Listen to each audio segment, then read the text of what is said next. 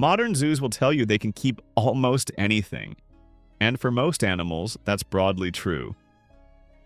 Tigers, gorillas, king cobras, crocodiles, all of them live behind glass and barriers in facilities around the world, managed by trained professionals, seen by millions of visitors every year. But there's a specific category of animal that sits outside that claim. Animals that zoos have tried and failed to keep alive? Animals whose physical danger to handlers and enclosures is so extreme that no facility can build containment adequate to the risk. Animals whose behavioral or dietary requirements are so specialized that captivity becomes, for the animal itself, a slow death no professional intervention can prevent. These are not animals zoos won't keep. These are animals zoos can't keep. At least not safely, not humanely, and in many cases, not at all. Here are 15 of them. Number 1. The great white shark. Every major aquarium in the world has tried.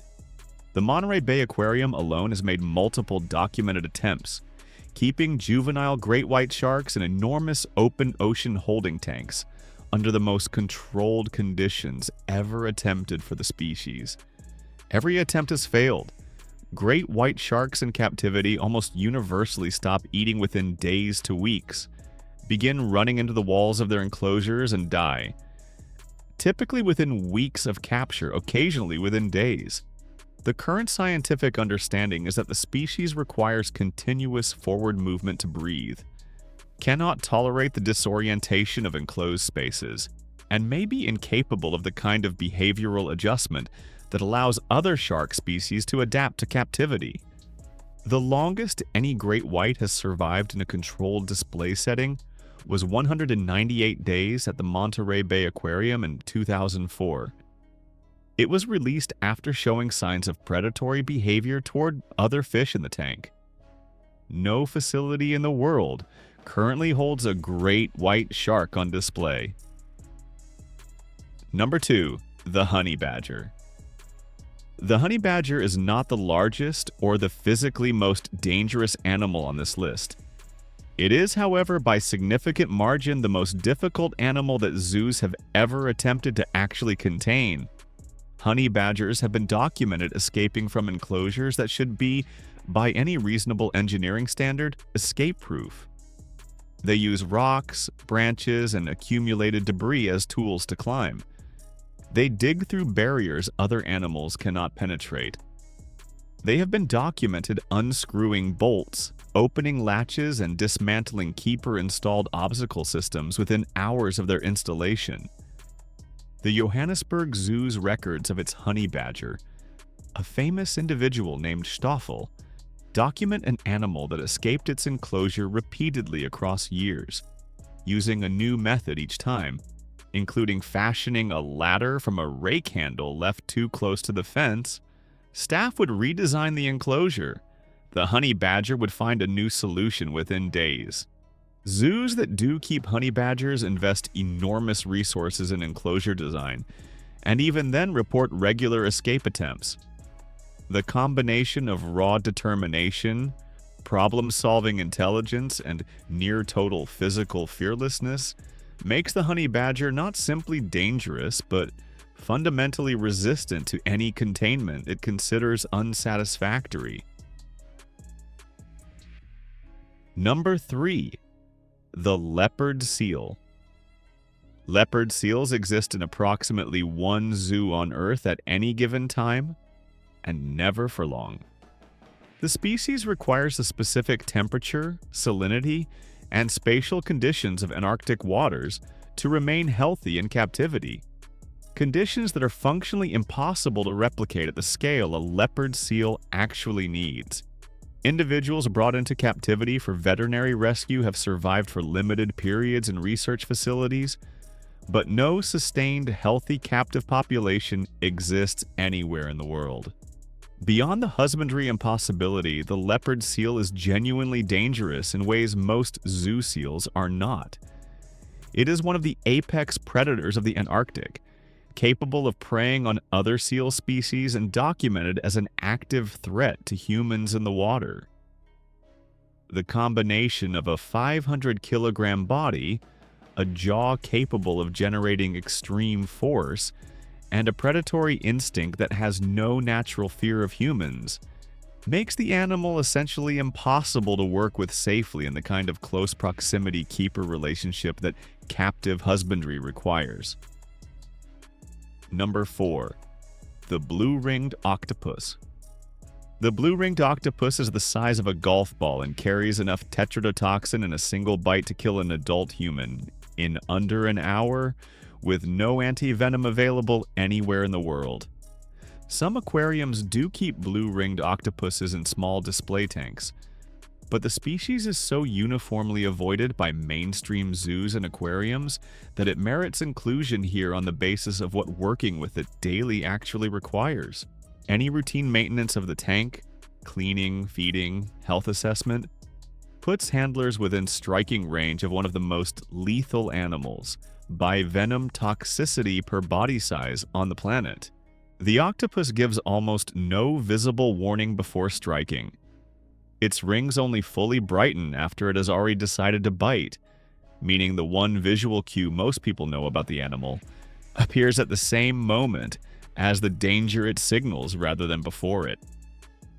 Most facilities that encounter one decline to take it. Number 5. The African buffalo. The African buffalo kills more hunters in Africa than any other animal on the continent. More than elephants, more than lions, more than hippos. And its behavior in captivity reflects exactly the same threat profile it presents in the wild. Unlike most large herbivores, which can be slowly habituated to human presence over time, African buffalo do not reliably reduce their threat response toward people, regardless of familiarity. They are not domesticated. They resist domestication at a fundamental behavioral level, and individuals that have been kept in enclosed settings with regular human contact have attacked and seriously injured keepers with no apparent provocation and no preceding escalation signals. Some safari parks keep them in large open enclosures with vehicle-only access. But the kind of close keeper relationship that true zoo husbandry requires is simply not compatible with an animal that treats the approach of a familiar human with the same threat assessment it gives an approaching predator on the savannah. Number 6. The cassowary. The most dangerous bird alive is kept by some specialized facilities, but it remains broadly avoided by mainstream zoos, specifically because of what happens when a keeper relationship goes wrong. The inner toe claw of an adult cassowary, roughly 10 to 12 centimeters of blade-like keratin, can disembowel a person with a single kick. The bird can run at 50 kilometers per hour, jump over 1.5 meters vertically, and when it decides to strike, does so with an explosive speed that gives a nearby handler essentially no reaction time. The 2019 death of a Florida man attacked by his own captive cassowary, an animal he had kept and fed for years, represents exactly the scenario that keeps professional zoos from routine cassowary husbandry. Familiarity does not reduce the danger. The weapon remains functional regardless of how many times the keeper has walked through that enclosure safely before. Number 7. The wolverine. Pound for pound, wolverines are regarded by zoo professionals as some of the most physically destructive animals that can be placed into an enclosure. The same jaw architecture that allows wolverines to crack frozen bone in the wild applies equally to zoo infrastructure. Wolverines in captivity have been documented destroying enclosure features, tearing through materials other carnivores cannot damage, and maintaining a level of sustained, purposeful destructiveness toward their physical environment that requires constant structural maintenance from facilities that do keep them. Combined with a territorial aggression toward handlers, and an extremely large natural range that captivity cannot meaningfully replicate, wolverines remain uncommon in zoo collections and consistently challenging for facilities that do attempt to keep them. The few zoos that maintain wolverines do so with significant enclosure investment and documented keeper injury rates higher than most comparable species. Number 8. The Baiji, Yangtze River dolphin. The Baiji is included here not because it is dangerous, but because it represents the most complete example of an animal that captivity killed faster than the wild ever did. The Baiji was a freshwater dolphin endemic to China's Yangtze River. As pollution and boat traffic degraded its habitat through the 20th century, multiple attempts were made to establish a captive population that could be protected from the deteriorating river conditions. Every attempt failed. The animals declined rapidly in any managed environment, unable to adapt to the dietary, sensory, and spatial conditions captivity provided. The last captive individual died in 2002. The last confirmed wild sighting was in 2002. The species is now considered functionally extinct, and the consensus among researchers studying the case is that the captive program contributed nothing to its preservation, while the impossibility of keeping it alive outside its natural habitat meant that once the river itself was gone, nothing could substitute for it. Number 9. The Nile crocodile. At scale. Nile crocodiles are kept in some facilities, but the adult male of the species, while reaching over 5 meters in length and 750 kilograms, represents a containment and handling challenge that most professional zoos consider beyond their operational capacity. Adult male Nile crocodiles in captivity have killed keepers in documented incidents across multiple continents. The specific danger is not simply the animal's physical capability, but its behavioral unpredictability. Crocodiles give almost no readable warning before an explosive, commitment-complete attack, making the safety protocols that work for other large, dangerous animals effectively useless. There is no threat display to read. There is no escalation sequence. There is stillness, and then there is not. Facilities that do keep large Nile crocodiles operate under protocols so restrictive that no human enters the enclosure with the animal present under any circumstances. Maintenance, feeding, and health monitoring are all conducted without direct physical access to the crocodile, making genuine husbandry essentially impossible at the individual level. Number 10. The giant Pacific octopus. The giant Pacific octopus is kept by some large aquariums, but its combination of escape capability and physical strength places it in a category most facilities prefer to avoid. With an arm span reaching up to 4.3 meters and the strength to exert significant force across that entire reach, a giant Pacific octopus can open sealed containers, move objects weighing several times its own body weight, and access areas of its enclosure that appear inaccessible from above water. Multiple facilities keeping giant Pacific octopuses have reported animals leaving their tanks at night, accessing neighboring enclosures, and returning before staff arrive. A pattern that requires the animal to navigate complex spatial environments and make multi-step decisions, repeatedly and reliably. The husbandry challenge is less about physical danger to handlers. The giant Pacific octopus is not venomous in the way its smaller relative is, and more about the fundamental impossibility of securely containing an animal with no skeleton, genuine problem-solving capability, and an apparent interest in testing every boundary in its environment. Number 11. The slow loris. The slow loris looks beyond any other animal on this list, like something a zoo would be enthusiastic to display. Large eyes, soft fur, small size, and movement so deliberate and gentle that it became one of the most viral exotic pet videos in internet history. Every element of that image is a misrepresentation of a genuinely dangerous animal. The slow loris is the only venomous primate on Earth. It produces a toxin from a gland near its elbow, mixes it with saliva during grooming, and delivers it through a bite that causes tissue necrosis, anaphylactic shock, and in documented cases, human fatalities. The venom is not well studied, no anti-venom exists for primate venom, and the slow loris's small size and apparently docile behavior make it uniquely dangerous because handlers consistently underestimate it. Beyond the direct danger, the slow loris's dietary and environmental requirements in captivity are so specific, requiring live insect prey, complex climbing structures, precise humidity and temperature ranges, and social conditions that are difficult to replicate, that most captive individuals in facilities that have attempted to keep them have declined rapidly, making the combination of danger to handlers and poor survivability in captivity a double argument against routine zoo display. Number 12. The Greenland shark. The Greenland shark is one of the longest-lived vertebrates on Earth.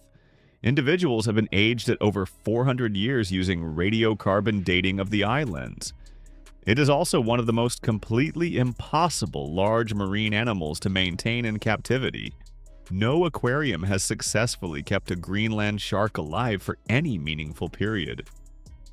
The species lives in near-freezing Arctic and subarctic deep water, navigating by electromagnetic sensitivity rather than vision in near-total darkness, and requires conditions so specific temperature, pressure, darkness, spatial scale that no contained environment can replicate them. Greenland sharks brought into any warmer, shallower environment decline rapidly, disoriented and physiologically compromised almost immediately. What makes the Greenland shark's case particularly stark is the contrast between its extraordinary lifespan in its natural environment and the speed at which that lifespan ends the moment that environment is removed. Number 13. The hippopotamus. Adult male.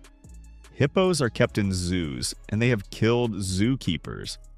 Multiple documented deaths across facilities in Africa, Asia, and Europe have involved adult hippos, almost always adult males, attacking handlers in what zoo professionals consistently describe as having almost no readable precursor warning. Hippos are responsible for more human deaths in Africa than any other large mammal, and the specific mechanism, explosive speed that contradicts their appearance, a jaw capable of generating over 1,800 pounds per square inch of force, and territorial aggression that does not reliably habituate to familiar humans over time, applies identically in captivity. The facilities that do keep adult male hippos operate under some of the most restrictive access protocols in any zoo. No keeper enters the hippo enclosure with the animal unsecured. A physical separation barrier must always be maintained, and any routine husbandry requiring proximity is conducted under conditions that most other large animal programs would consider unusual. Number 14. The sperm whale. No zoo or aquarium has ever successfully kept a sperm whale in captivity, and the attempt has never seriously been made at an adult, primarily because no containment structure on Earth is capable of housing an animal that routinely dives to 2,000 meters, travels over 1,000 kilometers in a week, and uses echolocation so powerful that researchers studying sperm whale acoustics at close range have described the sound pressure as physically incapacitating. Juvenile sperm whales that have stranded and been brought into temporary care have declined rapidly in all cases, incapable of adapting to shallow, confined water, regardless of intervention quality. The echolocation clicks produced by even a young sperm whale in a contained environment generate sound pressure levels that affect other animals, equipment, and in some documented cases, human handlers working in the water nearby. The species is included here not as a danger in the conventional sense, but as the most complete example of an animal whose biology is simply incompatible with any containment that has ever been built, or is likely to be built. Number 15. The mosquito. This entry is not a joke. It is the most consequential one on the list. Zoos do not display mosquitoes as a deliberate, intentional exhibit, despite the fact that mosquitoes, through the diseases they vector, malaria, dengue fever, yellow fever, Zika, West Nile virus, and others, are responsible for more human deaths per year than every other animal on this planet combined.